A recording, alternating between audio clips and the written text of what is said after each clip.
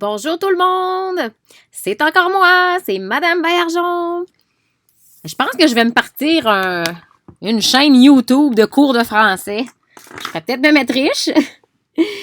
Alors, je vous reviens probablement avec ma dernière capsule qui va être quand même longue. On va passer vraiment un bon 20 à 30 minutes ensemble.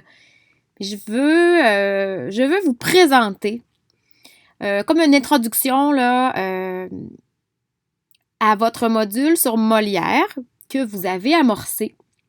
Mais avant de lire un Molière, là, ça prend quelques connaissances sur le siècle, sur l'époque, et possiblement que vous en avez eu avec la présentation de Jean de La Fontaine, mais bon, je prendrai pas de chance, puis de toute façon, ce serait une révision.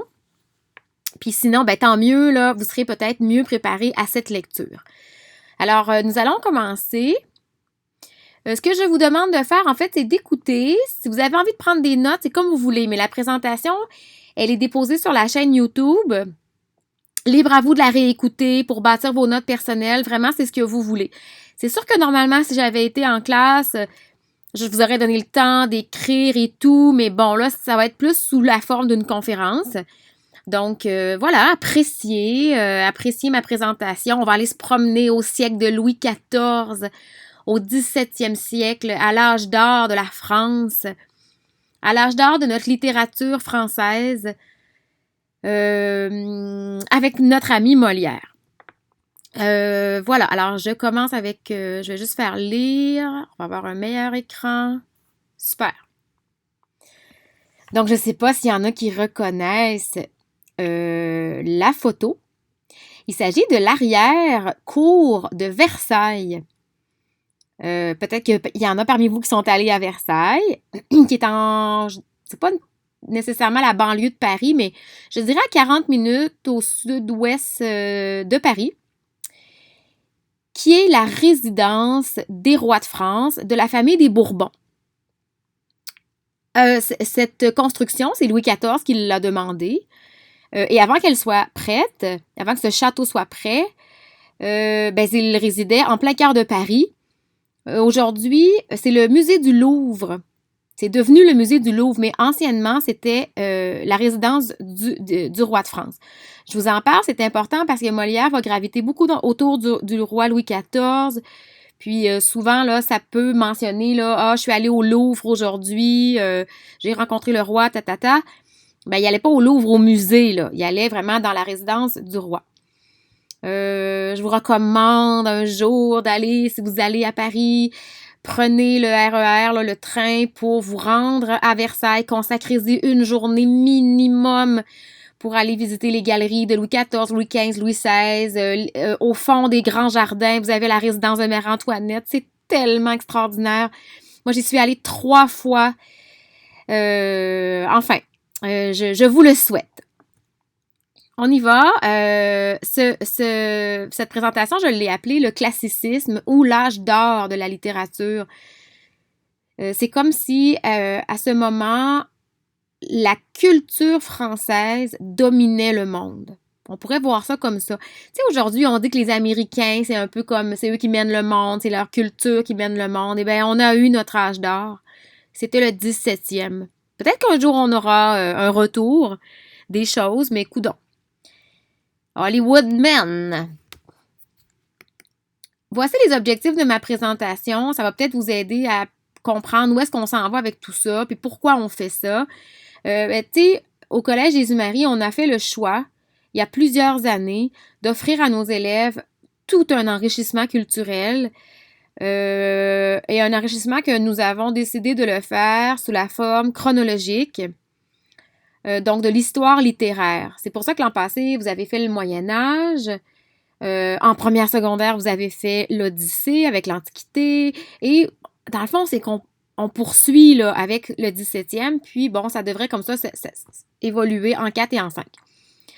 Donc, tout d'abord, c'est parce que c'est notre approche culturelle de l'école. On est persuadé que ça fait la différence quand on arrive au cégep. Puis dans la vie de tous les jours, avoir cette culture-là. Donc, tout d'abord, mon premier objectif, là, outre le fait que c'est Oups! Outre le fait que c'est un objectif d'école, là, donc comprendre l'époque et le courant classique du 17e. Ben voyons, madame! Je vais arrêter de toucher à mon bouton. Pardon. Comprendre l'époque et le courant classique du 17e siècle en France. Hein, ce sera du vocabulaire que vous devrez comprendre. Qu'est-ce que ça veut dire, ça, un courant classique? 2, mieux connaître Molière, l'auteur le plus célèbre de la langue française, puis de comprendre comment ça on dit que le français, c'est la langue de Molière. Il a dû faire quelque chose de phénoménal pour qu'on lui accorde cette appellation-là. Hein? Fait que c'est vraiment l'objectif de toute la séquence sur Molière. Qu'est-ce qu'il a pu bien faire pour mériter cette appellation? J'en profite pour vous poser la question. Je ne sais pas si vous savez à quel auteur on attribue là, un peu la même chose dans la langue anglaise. Il y en a qui vont peut-être le dire. Hein, on dit que la langue anglaise, c'est la langue de Shakespeare. Bien. Troisième objectif, c'est de découvrir le mouvement de la préciosité. Qu'est-ce que ça veut dire, une personne précieuse? Est-ce que c'est la même chose qu'aujourd'hui?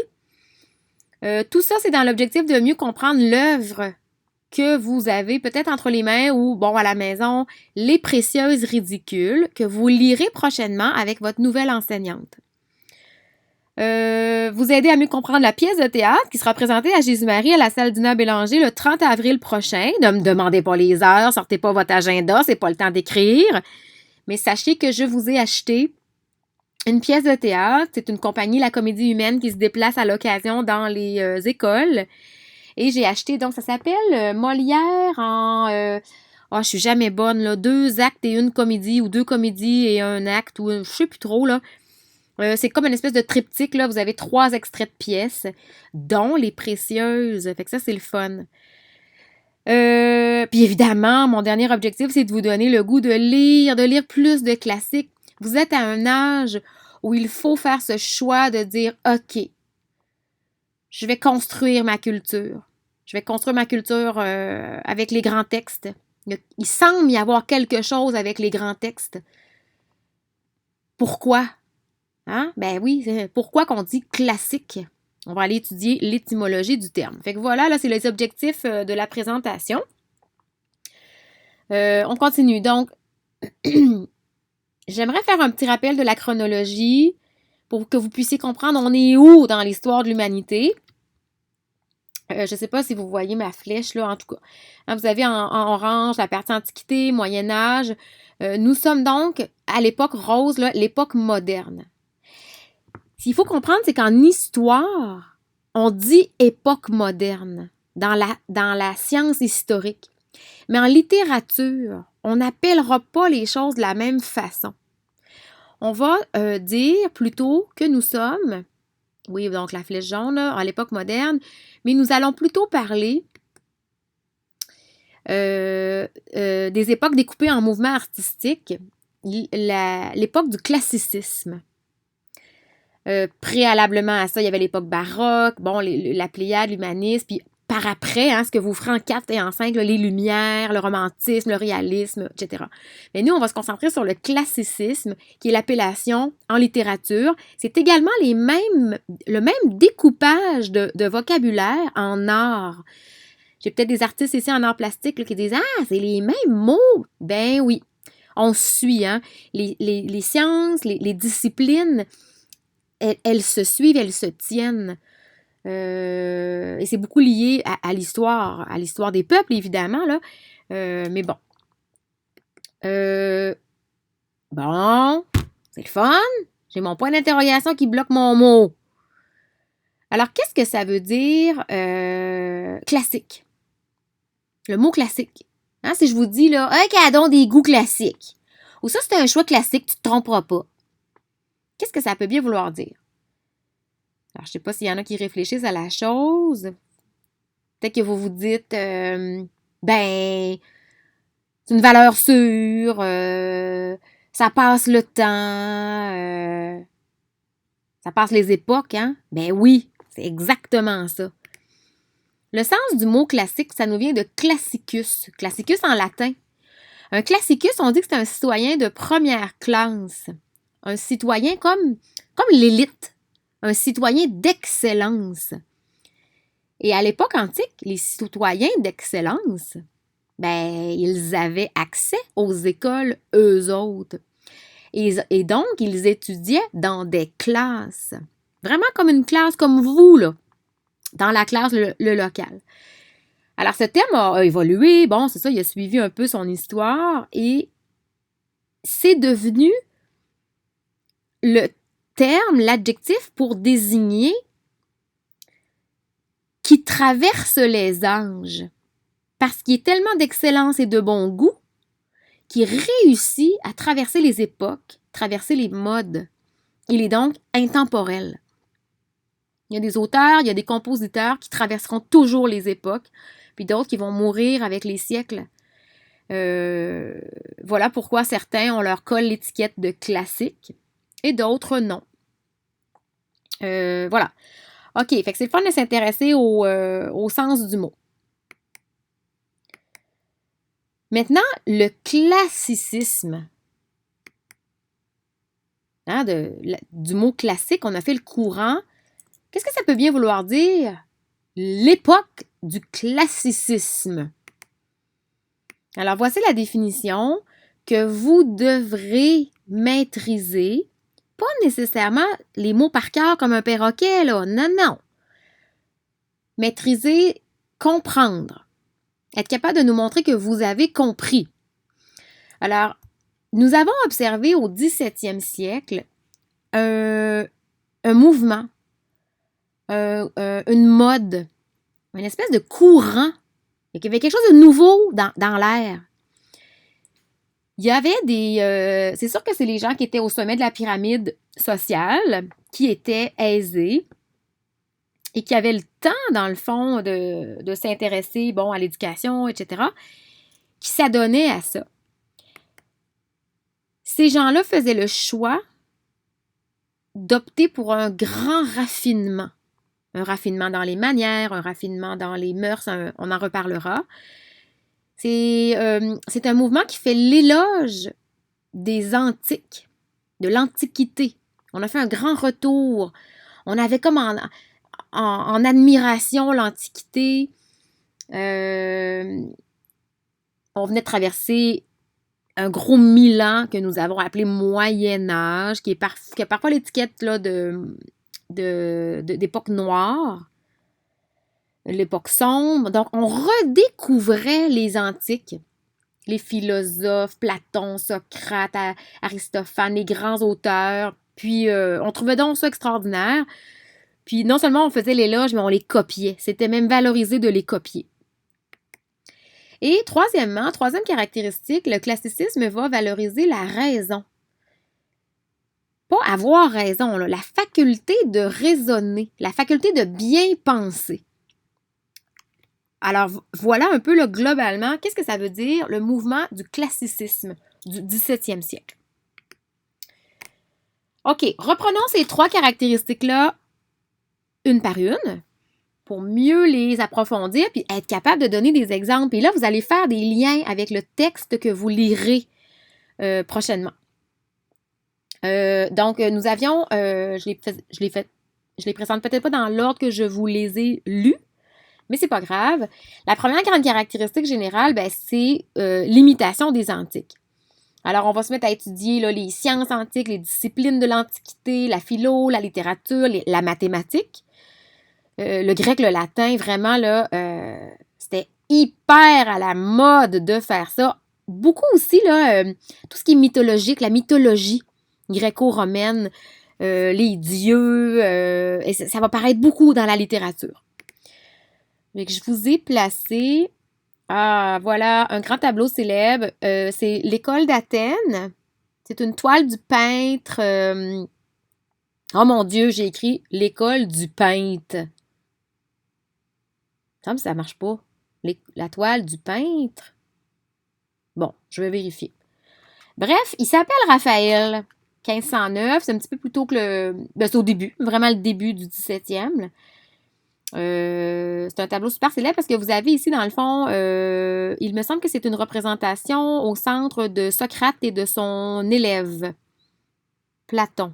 Mais là, peut-être que je dis des âneries, là, mais en tout cas, on a comme un peu une représentation de l'école à Athènes dans l'Antiquité.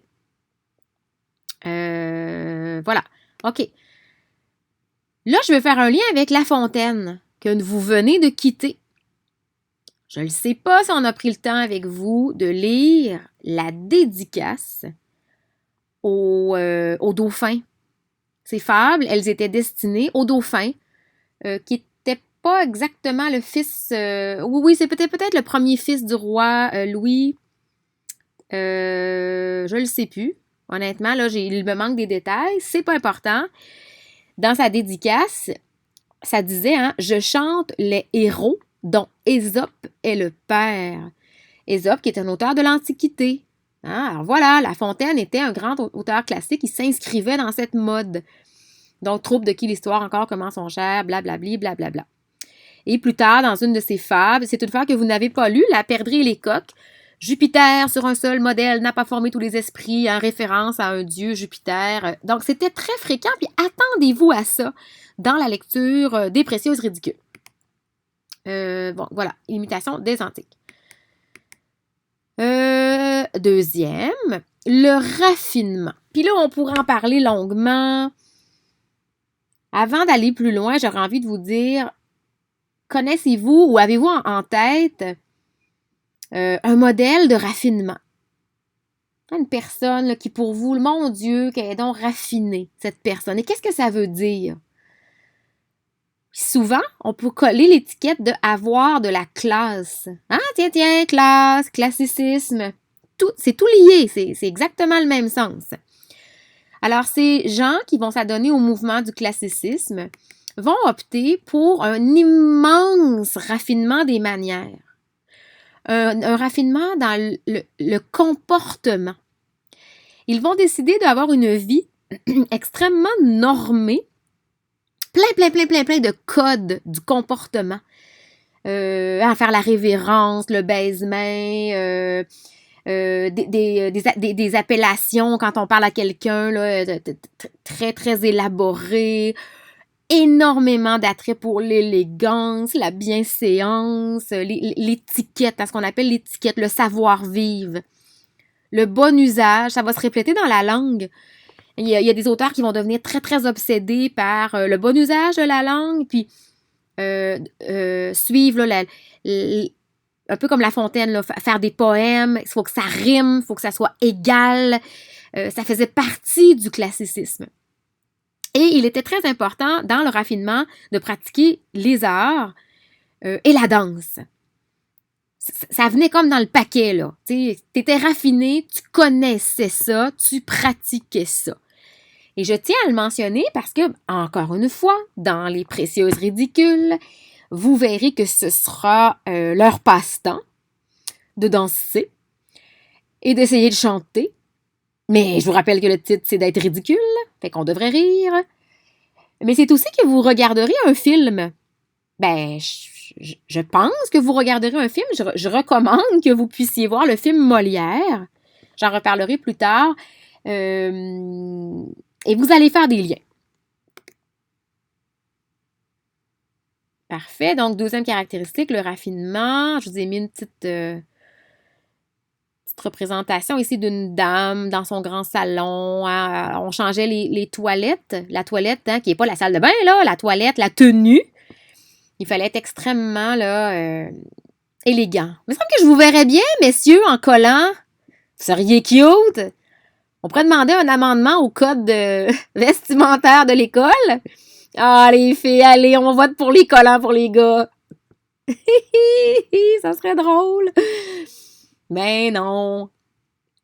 Hey, on vient de vous enlever votre cravate. On vous mettra pas des collants. Oh, la perruque de bord, la perruque. Bon, j'arrête. OK, on continue. Troisième caractéristique qui va venir conclure un peu l'étude du classicisme, c'est le culte de la raison. La volonté de savoir penser, puis d'être une personne extrêmement rationnelle Donc, ça dit volonté d'avoir un langage très juste, très précis, de haut niveau, qui va montrer une grande qualité du discours, énormément de culture. C'est ce qu'on appelle le bel esprit. La forme poétique des fables est un exemple, et La Fontaine a démontré un grand savoir en étant capable comme ça de manier la langue. Nous avons aussi le goût de l'équilibre. Bon, ça, c'est le dernier picot bleu, là. Il va se voir beaucoup, beaucoup au théâtre. Peut-être que votre enseignante pourra faire un détour par la règle des 3 unités au théâtre, qui était le théâtre classique, donc un théâtre très, très, très égal, très mesuré. En tout cas, il y avait un paquet de normes à suivre que Molière devait suivre à un certain moment. Mais je vous dirais que c'est peut-être plus le premier picot bleu là, qui est plus important. Bien. Donc, voilà pour les 3 caractéristiques du classicisme. Et évidemment, vous devrez démontrer en quoi le texte que je lis, il véhicule, il s'inscrit bien dans le courant du classicisme. C'est un bon exemple du classicisme. Oui, donc, mes petites affaires. OK, fait que là, je vais passer, parce que en théorie, La Fontaine, vous l'avez vu, mais c'était pour vous montrer que c'est le premier exemple qu'on a étudié. Fait que je vais accélérer, parce que normalement, ça, c'est fait. J'avance. Oh! Nous sommes rendus à notre deuxième auteur de l'époque classique, qui a eu encore un plus gros rayonnement là, que La Fontaine. Et vous voyez en bas, vous avez c'est vraiment, vraiment sa griffe à lui. J.B. Poquelin Molière. Jean-Baptiste Poquelin dit Molière. Molière, c'est son nom d'artiste. Comme plusieurs artistes d'aujourd'hui vont se donner un nom de scène, un nom d'artiste, et c'était son nom à lui. Parce qu'il est né Jean-Baptiste Poquelin. Donc, je vous ai demandé, parce que là, je le sais, vous avez vu un documentaire super intéressant là, qui a été fait par Secret d'Histoire. Et je vous avais dit, j'ai demandé à ce qu'on vous dise, prenez des notes, ça prend des informations sur la vie de Molière. Fait que vous pourrez compléter vos notes avec le PowerPoint qui sera disponible en ligne. OK? Donc, il est né à Paris en 1622. Il est mort à Paris en 1673. OK? Donc, vraiment en plein cœur du 17e. Et clairement, il a été à Paris souvent. Il s'est promené beaucoup dans la France, mais c'est un Parisien. Des informations générales. Bon, c'est le fils d'un tapissier. Qu'est-ce qu'un tapissier? Ben, c'est un homme qui était responsable. Son père était responsable à la cour du roi de changer les tapisseries et la décoration murale du Louvre, plus tard de Versailles, et de changer la literie. OK? Écoutez, on est roi, fait que on met ça cute dans notre maison, puis on change la décoration à toutes les saisons. Et c'était donc son père qui était responsable des draperies, les rideaux, etc. Il est orphelin de mère et ça va beaucoup le marquer. Ce qu'il n'a pas digéré, c'est que lorsque sa mère est malade, son père engage des médecins. À l'époque, là, être médecin, là, t'avais pas fait ta médecine 4-5 ans à McGill, là. Il y avait beaucoup de faux médecins.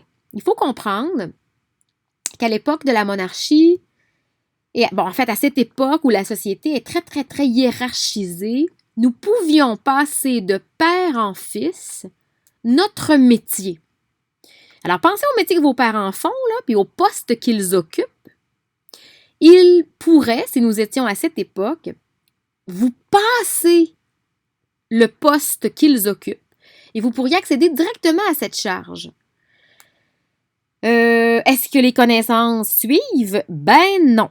C'est un peu ce qui est arrivé dans le cas des docteurs, des médecins qui ont guéri la mère, enfin, qui n'ont pas guéri finalement, la mère de Molière. C'était des faux.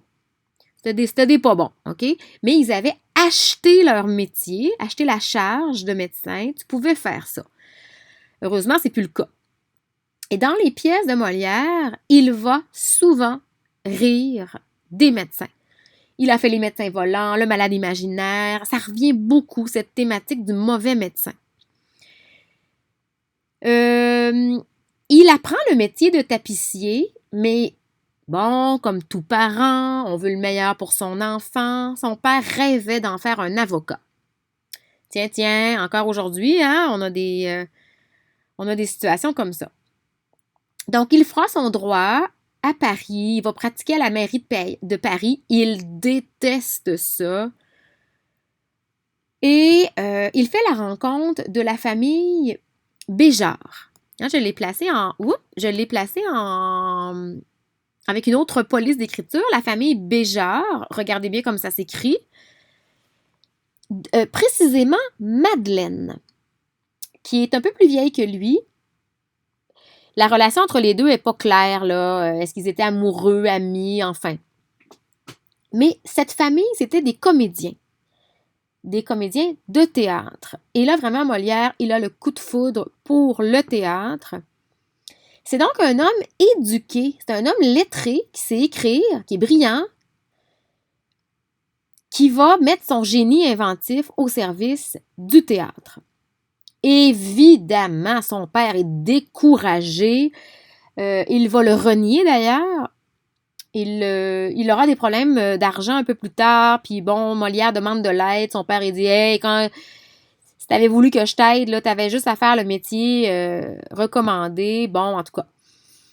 Et il va fonder donc avec Madeleine Béjart une troupe de théâtre, une nouvelle troupe en 1643 que nous appellerons l'Illustre Théâtre. Ça n'a pas beaucoup changé avec aujourd'hui, hein, ces métiers de comédiens, de gens de théâtre. Ça fait pas beaucoup d'argent. C'est un peu la même chose. Molière était passionné, mais c'était très difficile de boucler les fins de mois. Et à l'époque, quand tu étais homme de théâtre, tu faisais tout. Tu écrivais le texte, tu étais comédien, tu devais faire ta comptabilité, tu devais remplir ta salle, gérer ta salle, faire tes costumes, faire tes décors. C'était vraiment un travail global. Il va donc partir, il va se dire, je le sais, on va faire comme une tournée. On va partir en région, on va faire le tour de la France, on va essayer comme ça d'une ville à l'autre, dans les parvis des églises, d'animer les foules, puis de survivre comme ça, puis d'être heureux comme ça. Et c'est ce qu'il fait. Il part 13 ans faire sa tournée. Et des fois, les bonnes étoiles sont bien alignées. Puis, on dit parfois être au bon moment, au bon endroit. Il sera repéré par des gens de la cour du roi Louis XIV qui vont le recommander au jeune roi.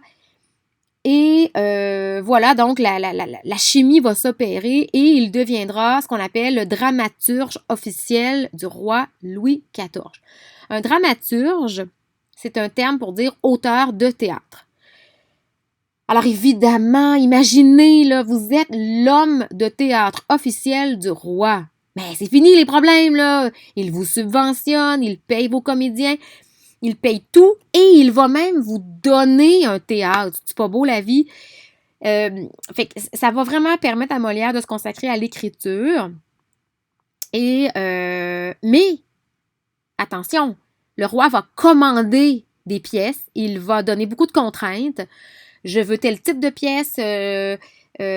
Puis là, des fois, Molière, c'était pas exactement ce qu'il avait envie d'écrire. Je vous rappelle que c'est un homme éduqué, brillant. Il voyait plein de choses. Il avait envie de dénoncer. Mais là, t'es payé par le roi. Hein? Alors, est-ce que tu vas dire que le roi, il garde tout pour lui? Vous voyez le genre? Et c'est là qu'on nous verrons le génie inventif de Molière qui arrivera souvent à dénoncer de grandes absurdités, mais déguisées dans une langue impeccable, dans une histoire abracadabrante, mais le message passe et il finit par faire les deux finalement. Sa grande innovation, hein, qu'est-ce qui fait qu'on qu'on retient tant Molière, c'est qu'il va inventer un nouveau type de théâtre. OK? J'en dis pas plus parce que dans le film que vous verrez, on voit bien, ça tourne beaucoup autour de ça. Le nouveau type de théâtre qu'il va inventer. À l'époque, ce qui était très populaire, c'était de recréer des tragédies gréco-romaines. Il était pourri là-dedans. Il n'avait aucun talent. Lui, il était comme cabotin, il était bon dans l'humour. Alors, il fallait qu'il se trouve un style. Et donc, il va inventer la comédie, mais la comédie moderne. OK? Donc, j'en dis pas plus. Ce sera un peu à vous à déterminer qu'est-ce que ça peut bien vouloir dire, la comédie moderne, hein, la comédie renouvelée. Au total, il écrit plus de 25 pièces et ballets. Il y aura des collaborations aussi avec le musicien officiel du roi, Lully. Et pour votre information, en fait, il vit au même siècle. C'est ce qu'on appelle être un contemporain de quelqu'un, que Boileau, un autre auteur classique, La Fontaine, on en a parlé, et de ses grands ennemis, si je peux dire, ses grands... c'était pas tant des ennemis, là, ils s'appréciaient, mais c'était un peu... c'était ses concurrents, tiens. Racine et Corneille. Jean Racine et Corneille... René, je sais plus, non. En tout cas, peu importe les prénoms, là, Racine et Corneille qui, eux, excellaient dans la tragédie. Puis Molière était un petit peu jaloux puis envieux de ça. Vous avez aussi René Descartes, le philosophe. Si nous avions à dire quels sont les 2-3 grands mots qui résument l'œuvre de Molière, hein, si nous avions à lire les 25 pièces, là, on conclurait que c'est son amour des humains, l'humain, l'homme, l'individu, l'être humain, qui l'a marqué beaucoup, et l'amour. Mais oui, l'amour, ça a toujours fait rêver les hommes. Les hommes au sens d'être humain, là. Alors, ces pièces sont très souvent ponctuées comme ça d'amour, d'amourette, de séparation. Puis l'humain, dans le sens où l'humain qui est plein de défauts. Fait que c'est le fun. C'est vraiment un homme qui voyait très clair. OK. Fait que j'espère que ça va pour le petit résumé de sa vie. Potin. Il meurt, en 1673, il meurt sur scène. Et ça, c'est vraiment comme mythique, hein? Il jouait le malade imaginaire, puis ça le dit, le malade imaginaire. Il devait simuler un faux malade. Or, il était vraiment malade. Il s'est mis à tousser, mais il toussait beaucoup. Il était très bon. Mais là, il s'est donc effondré sur un siège sur scène. Et là, les comédiens, ils ont bien compris que ça marche pas, c'est pas ça qui était prévu. Donc, la pièce s'est interrompue et Molière vivait tout près du théâtre. Alors, ils ont eu le temps de le sortir par une coulisse, l'emmener chez lui, mais il est mort dans son lit quelques minutes après. Et on peut visiter le siège, je ne sais plus où en France, là. Il y a un endroit où nous pouvons aller voir le siège sur lequel il s'est effondré. On dit que c'est là qu'il est mort. Hein? Fait que, il est mort en faisant ce qu'il aimait. OK. Bien. Bon, les questions à se poser tout au long de la séquence que nous ferons sur Molière. Parce que c'est super important pour moi quand je choisis une œuvre ou quand je décide de mettre un truc au programme. Mon objectif, c'est de faire de mes élèves de meilleurs citoyens. Comment je peux faire pour que mes textes, mes œuvres, mes travaux fassent de mes élèves de meilleurs citoyens, des jeunes qui comprennent mieux le monde actuel? Comment peuvent-ils mieux vivre au 21e siècle? Puis là, vous allez me dire, c'est ça. Elle s'en va piger au 17e siècle pour qu'on vive mieux au 21e. Mais bien bizarre. Ben oui. Ah, la littérature, hein? J'espère que vous allez le comprendre, que ça sert à mieux vivre. Donc, voici les 2 questions qui nous accompagneront tout le long. Donc, pourquoi Molière est-il important dans l'histoire littéraire francophone? Important au sens de innovateur. Qu'est-ce qui a amené de nouveau? Et donc, pourquoi l'œuvre de Molière a tellement marqué le français qu'on dit de cette langue qu'elle est la langue de Molière? Pour qu'il mérite cette appellation, il a bien dû faire de quoi? OK, fait que gardez toujours ça en tête là, dans la représentation du film, quand vous allez lire le texte, quand vous allez faire vos petits exercices. Puis pour que vous puissiez vous dire après, comment moi aujourd'hui, avec ce que Molière m'aide à... Je recommence. Molière m'aide à voir des choses chez l'être humain. Comment je peux appliquer ça dans ma vie? Vous allez voir qu'il n'était pas dans le champ, le bonhomme. Je ne rappellerai pas la définition du classicisme, là, on vient de la faire. OK. Là, il y a un autre truc qu'il faut bien comprendre. Dans le mouvement du classicisme, il y a eu une espèce d'autres mouvements encore plus poussés, encore plus élaborés, partagés par un plus petit nombre d'individus qui étaient l'élite, la grande bourgeoisie ou l'aristocratie, les gens qui étaient au sommet de la pyramide, qui avaient bien de l'argent, bien du temps, puis rien à faire, qui se sont adonnés à une autre mode extrêmement importante pour l'époque. Cette mode, elle s'appelle la préciosité. Au 17e. Qu'est-ce que ça peut bien vouloir dire, ce courant-là de la préciosité? Donc voilà, voici les caractéristiques principales. Une personne, c'était beaucoup de femmes qui adoptaient une façon de vivre, un art de vivre, l'art de vivre artistique et littéraire du 17e. OK? Donc, s'intéresser beaucoup à ce qui s'écrit, puis de tenter d'être un peu dans le coup là, de ce qui se fait en danse, en théâtre, en chant, en art, etc. Je répète que c'est un mouvement qui était vécu beaucoup par la noblesse féminine.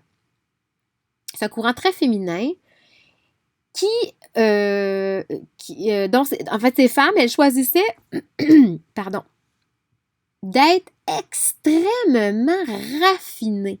Mais là, j'ai souligné le mot extrême, là. Tu sais, extrême comme dans too much. Hein? Un raffinement extrême du langage et des manières. Alors, on va tout faire pour ne pas s'exprimer simplement avec les termes exacts. On va se parler en poème, en poésie, en figure de style. Et là, je vous rappelle qu'il fallait démontrer son grand savoir, son culte de la raison. C'est qui dans la ville, quelle femme qui arrive à avoir un immense talent pour ce raffinement du langage et des manières. Ce mouvement-là, il était observé par des femmes nobles, dans des salons particuliers. Bon, alors, qu'est-ce qu'un salon particulier? Nous avons quelques dames, souvent c'était des héritières, des veuves héritières, des riches femmes, qui avaient des réseaux d'amis, hein, comme des gangs d'amis, et qu'elles convoquaient. Elles convoquaient comme un party, là, hein, c'était souvent l'après-midi. Et elle disait, par exemple, écoutez, j'ai convoqué tel poète, tel artiste, tel danseur, et vous aurez la chance de venir le voir chez moi. Et durant le reste de l'après-midi, nous ferons des jeux d'esprit, des jeux du langage, et on va comme un peu tout le monde montrer notre grand savoir. C'était hyper populaire. Écoutez, mettez-vous à leur place. Elles n'ont rien à faire. Il n'y a pas d'Internet, il n'y a pas de cinéma, il n'y a pas de grand-chose, là, OK? Alors, c'était le passe-temps, c'était vraiment ce qui était très, très, très populaire de faire, puis d'être invité dans des salons. C'était tellement prisé, tu étais tellement chanceux quand tu recevais une invitation, puis quand tu n'en recevais pas, imaginez les filles, là, bon, elle a été invitée, pas moi. Hein, puis là, il se faisait d'autres salons, concurrençaient tout ça. Molière a été témoin de ça. Il s'est fait inviter à l'occasion. Puis lui, il a été très marqué par celles et ceux qui ont versé dans le ridicule. Il a vu ces mauvais précieux essayer d'être des vrais précieux, mais qui n'étaient pas bons. Et donc, cette première pièce de théâtre qu'il va écrire, Les Précieuses ridicules, ça va raconter ça. deux jeunes filles en âge d'être mariées qui veulent être des précieuses, mais sont gnugnuches, nounounes, gougounes, dites ce que vous voulez, là. Et donc, on va rire de ces filles qui se font vraiment monter en boîte là, par des gars. Ça arrive pas du tout aujourd'hui, ça, des filles qui se font prendre par des gars. Ben non, hein, c'est pas du tout quelque chose de possible aujourd'hui. Ben non. OK. Dans le texte Les Précieuses ridicules, ils vont vous parler à un certain moment. Vous allez avoir une des deux nunuches. Je pense que c'est Madelon qui va faire l'éloge du pays de Tendre. La carte du pays de Tendre. La voici, cette carte. Cette carte, elle nous vient du roman Clélie. Et là, je ne sais pas si je suis repartie avec, mais Clélie, je l'ai dans la bibliothèque de classe. Parce que je voulais montrer que c'est un texte qui est encore accessible, qui a été écrit par Madame de Scudéry. C'est un immense roman en 10 tomes, je pense. Et dans son livre, en fait, Madame de Scudéry, elle a inventé comme une forme de jeu de société, une planche de jeu que voici. Et là, j'ai beaucoup de misère à trouver une image hyper claire et nette. Je ne sais pas si vous voyez des mots partout. D'abord, nous avons comme sur la carte, on a l'impression qu'il y a des cours d'eau. Vous voyez sûrement très bien le lac d'Indifférence. Mais en tout petit, là, vous avez comme des petits villages. Ces villages-là portaient le nom d'un état du cœur. OK, donc je suis dans la tendresse, dans l'indifférence, je suis dans la joie, je suis dans la peine, je suis dans la complaisance, etc., etc., etc. Et là, dans le roman, les jeunes dames jouaient, potinaient entre elles, à placer sur la carte du pays de Tendre leur position amoureuse dans leur couple. Et donc, elle disait, vous savez, mesdames, moi, je pense qu'actuellement, je suis dans l'état de l'indifférence ou je suis dans l'état, je sais pas, de la tendresse, etc. Et on potinait sur les autres couples. Vous avez vu un tel? Oh! Puis là, on positionnait comme ça avec des jetons, un puis l'autre, sur la carte du pays de Tendre. C'était un jeu extraordinaire. Mais c'était bien à la mode. Dites-vous, c'était un peu comme... c'était le Facebook du temps, c'était l'occupation double du temps. Vraiment, là, c'était hyper populaire chez les précieuses. Bien. Et nos précieuses ridicules, dans le livre, là, elles vont en parler. Hein, elles vont dire, nous, on veut faire ça, puis c'est tellement plus intéressant ça que ce qu'on pourrait faire d'autre, etc. Puis évidemment, si on lit et on ne sait pas ce dont il est question, on ne comprend pas. OK, fait que je voulais vous parler de cette carte. Et je pense que nous sommes pas mal... je vous ai mis une petite image, une réunion de femmes. Tu sais, il faut distinguer, là. Il y a eu d'excellents salons précieux, des grandes dames qui faisaient venir à leur salon des grands esprits. Vous avez tout un peu l'émergence des mouvements féministes. Vous avez aussi... c'est là que comme Descartes a fait des grandes... en fait, il partageait des grandes pensées. Mais on a eu des réunions de mauvaises précieuses qui, finalement, ne faisaient que potiner sur l'un et sur l'autre. Et c'est ça que Molière va dénoncer. Donc, nous sommes rendus à la fin de cette présentation. On a couvert ensemble toutes les connaissances, tout le contenu théorique que vous deviez savoir là, pour plonger dans l'univers de Molière. Maintenant, parlons de ce... attendez. Là, vous allez recevoir, pour vous amuser, un document que voici. On va vous le distribuer. Et vous allez faire des jeux précieux. Des jeux de langage précieux. Donc, voyez-vous ici, on va sur la première page. Puis là, ce que je peux faire, c'est prenez le temps de distribuer les papiers. Vous pouvez faire pause et revenir.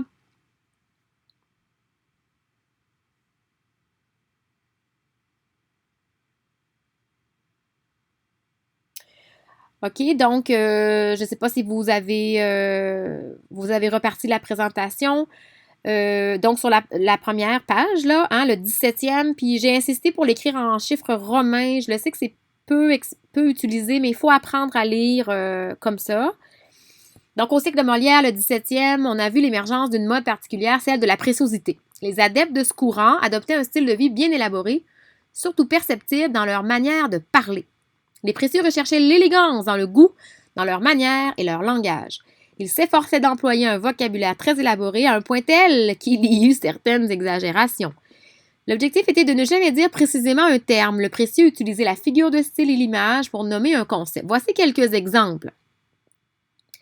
Alors, au lieu de dire j'ai sali mes souliers, hein, j'ai crotté ou salir ses souliers, Paris, à cette époque, n'avait pas... en fait, c'était pas une ville qui avait été très, très urbanisée. On n'avait vraiment pas... on n'avait pas vraiment de système de ramassage de poubelles, là, fait que c'était très sale. Et donc, on disait, j'ai imprimé mes souliers de boue. Une dame, elle disait pas, je démêle mes cheveux, mais je vais délabyrinther mes cheveux. Bon, et ainsi de suite. Là, de grâce, souffler ce feu. De grâce, exciter cet élément combustible. Et vous voyez le genre, là? Cette femme est jeune. Ben, cette femme a des absences de raison. Hein, elle manque de sagesse. Et ça, c'est mon préféré. Au lieu de dire que vous êtes une grande menteuse, vous êtes une grande diseuse de pas vrai. Fait que c'est pour vous faire sourire un peu. Dans les pages suivantes, là, vous avez un jeu d'association. Ce sont vraiment des vraies expressions précieuses. Au lieu de dire le bon terme, on disait ça. Puis, si vous voulez vous amuser, par après, vous avez des poèmes qui étaient lus, des sonnets en fait, qui est une forme de poésie, de poème à l'époque. Et donc, ce sont des énigmes. Fait qu'on posait des énigmes comme ça dans les réunions, puis c'est à la plus brillante et au plus brillant qui devinait, qui remportait un peu la mise. Fait que vous en avez 4. Écoutez, c'est pour vous amuser, là. Vous pouvez les faire comme vous voulez, puis vous demanderez le corriger, là. Mais c'est le fun de plonger dans ça. OK. Maintenant, la semaine prochaine, vous devriez écouter le film Molière, que voici. Puis là, je le sais, chaque année, les élèves font « un film de Molière, dégueu, ça a l'air dégueulasse, blablabla. » Ben, détrompez-vous, puis demandez aux plus anciens. C'est toujours un succès. C'est très bon, très drôle. Vous allez adorer. Ça dure vraiment 2 cours, 1 cours et demi certainement. Puis vous aurez une grille à remplir qu'on vous remettra au début de la présentation du film. Et c'est après que vous serez prête à lire le Molière. Puis vous n'allez pas le lire à la maison ou le lire tout seul. Là. On vous accompagne avec une bande audio parce que c'est pas facile à lire le Molière. Puis vous serez vraiment accompagné. Là, ne vous en faites pas. Puis c'est très rapide, hein, ça prend même pas 3 cours. C'est une toute petite pièce de théâtre. Donc voilà les amis, on a fait le tour. J'espère que ça correspond à vos attentes, que vous êtes heureuse, que vous avez hâte d'en découvrir davantage. Et puis, ben, je vous laisse. Au revoir les amis!